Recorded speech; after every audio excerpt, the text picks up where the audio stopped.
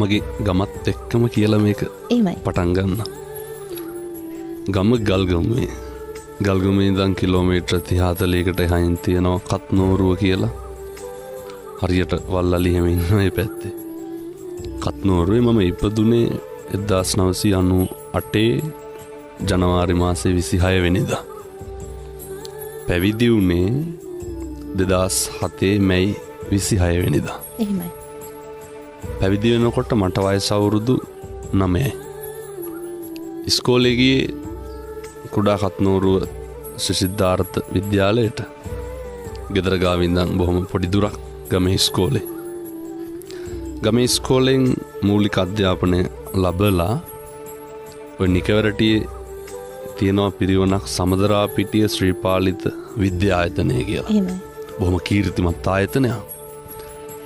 දහස් ගාණක් පොඩි හාමුදුරුවෝ ශිෂ්‍යෝ ඉගෙන ගත්ත තැන.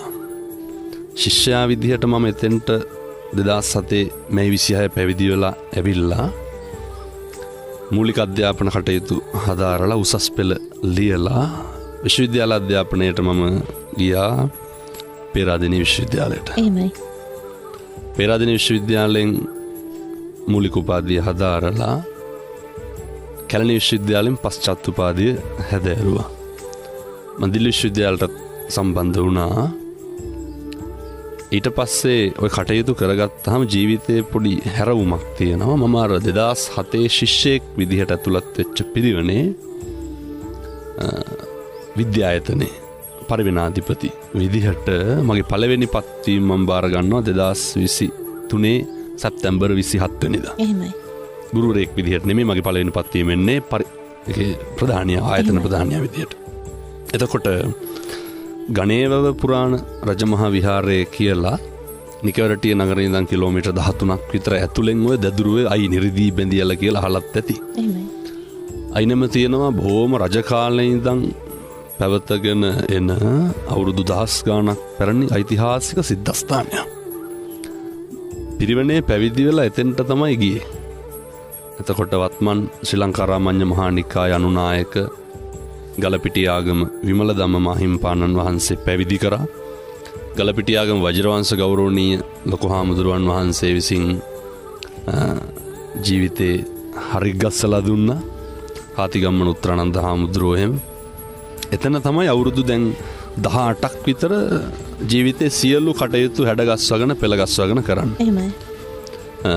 දැන් මේ ධර්මදේශනා කටයුතු සඳහා එළඹෙන්න මූලිකම කාරණය තමයි පවුලේ ඉන්නේ මමයි අපේ අයියයි විතරයි.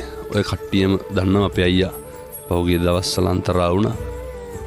මේ ලංකාවේ බොහොම ප්‍රසිද්ධ නාලිකාවක මම ඉස්සරළම ධර්මදේශනාවක් පැවැත්වුවේ ජාතික රූපවාහිනියේනේ. එහෙමයි. අපේ අයියා තමයි මාව එක් කරගෙන යන්නේ. අයියාගේ අඳුරුම්කමට සම්බන්ධකමට.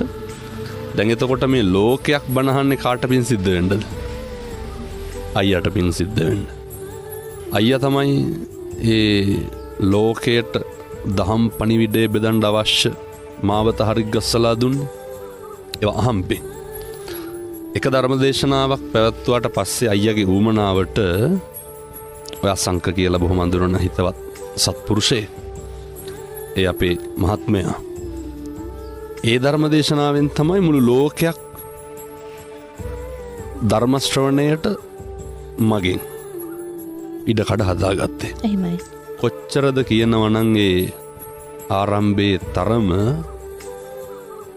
ලෝකේ විවිධ රටවලින් දේශනාවලට ආරාධනා කරනවා. 2027 මාර්තු වෙනකම් පන්සලට මිනිස්සු ඇවිල්ලා බණ බාර ගන්න තියෙනවා. එහෙමයි. මේ මම බාර අරගෙන නෙමෙයි, පන්සලේ පොතක් තියෙනවා නැති වෙලාවට ඇවිල්ලා ලියලා ගිහින් තිනවා. දැන් 2026 අවුරුද්ද සම්පූර්ණයෙන්ම පිරීලා 2027 වෙනකම්. එතකොට එක මාසයකට එක රටකට වැඩියත් අවුරුද්දක ඉඩකඩ මදි වෙනවා.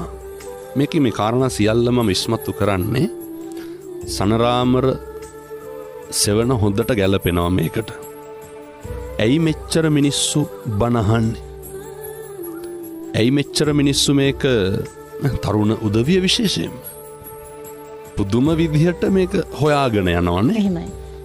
පහුගිය දවස්වල කුරුවිට පෙත්තාවිල ධර්මදේශනාවකට වැඩිය මම දැකලා තියෙන්නේ මියුසිකල් ෂෝ වල විතරයි තරුණයෝ හිටගෙන ඉන්නවා පැය ගණන්. එහෙමයි. පැය දෙකක් විතර පොද වැස්සේ මේ තරුණ මහත්තුරු ඒ තරුණ ළමයි දඩබ්බර වයසනේ හිටගෙන ඉන්නවා දහස් ගාණක් පාරේ. මොකටද? බනහන්න. එතකොට දැන් තරුණයන්ගේ වැරද්දක් තියනවද? නැහැ. එතකොට මොකටද මිනිස්සු මෙච්චර පොරකකා දින ඉල්ලන්නේ? මිනිස්සුන්ට බනහන්න. මිනිස්සු අවුරුදු ගණන් බලාගෙන ඉන්නේ මම එනකම් බණක් ගන්න. එතකොට පින්නතුනේ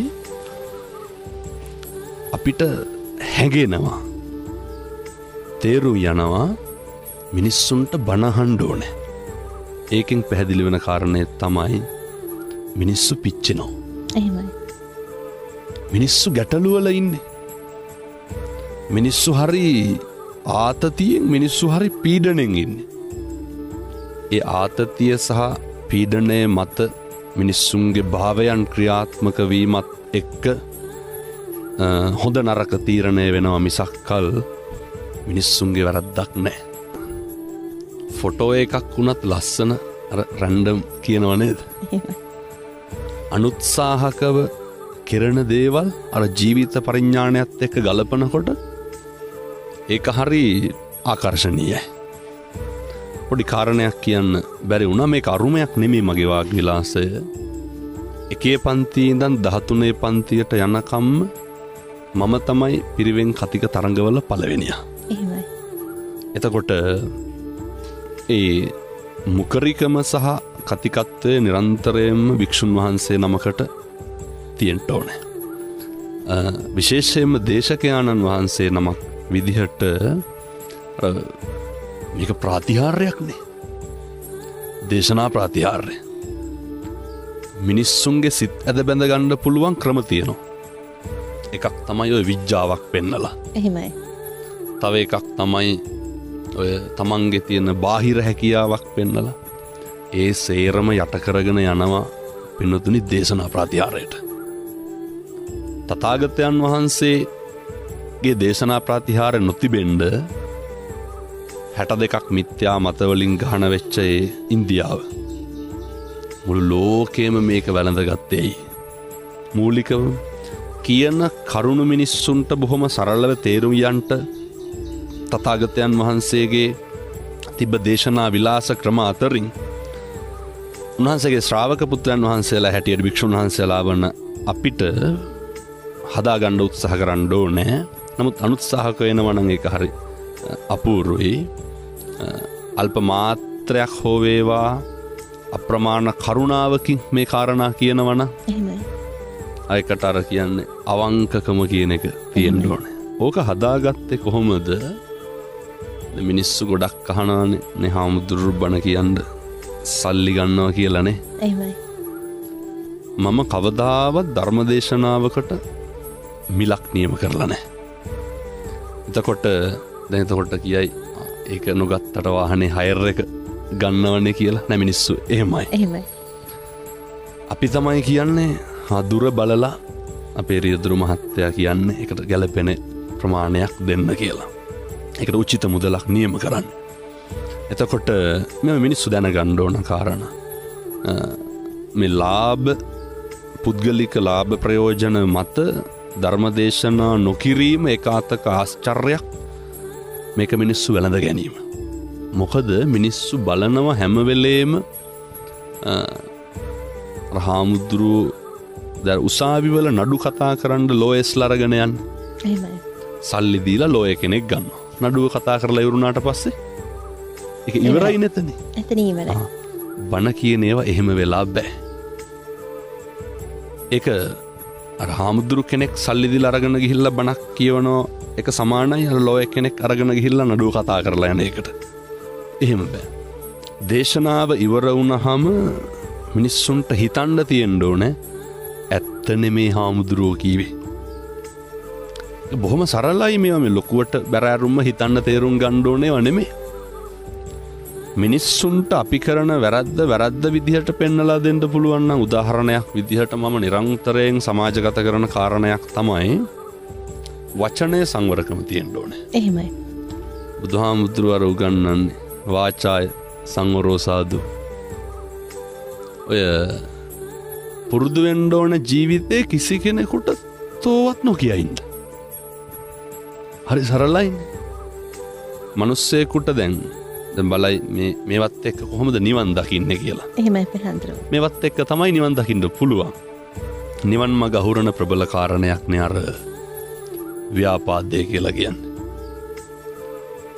ව්‍යාපාදේ නඩත්තු වෙන තරමක් නඩත්තු වෙන්නේ වෛරයයි ද්වේෂයයි ක්‍රෝධයයි එක්ක. වෛරය ක්‍රෝධය ද්වේෂය පටන් ගන්න වගේවල් වලින් පටන් ගන්න ඒවනේ. මූලිකම වචනයක් තමයි ඔය තෝ කියලා කියන එක. එහෙමයි. ඔය කෙනෙකුට කේන්ති යන්නේ තෝ කියලා බැන්නහමද ඔයා කියලා බැන්නහමද? තෝ කියලා බැන්නා. තෝ කියලා බැන්නා. තෝ කියන එක නොකිය හිටපුවාම ඔයා කිව්වට ප්‍රශ්නයක් නැහැ. ප්‍රශ්නයක් නැහැ කේන්ති යන්නේ. එතකොට ව්‍යාපාදේ ඇති වෙන්නේ පැහැදිලිද වචනේ තියෙන බරපතලකම? වචනය තමයි අර සීලය කියන එක කොහොමත් මිනිස්සුන්ට තියෙන්න ඕනේ. නමුත් පින්නතුන් පුරුදු වෙන්න ඕනේ.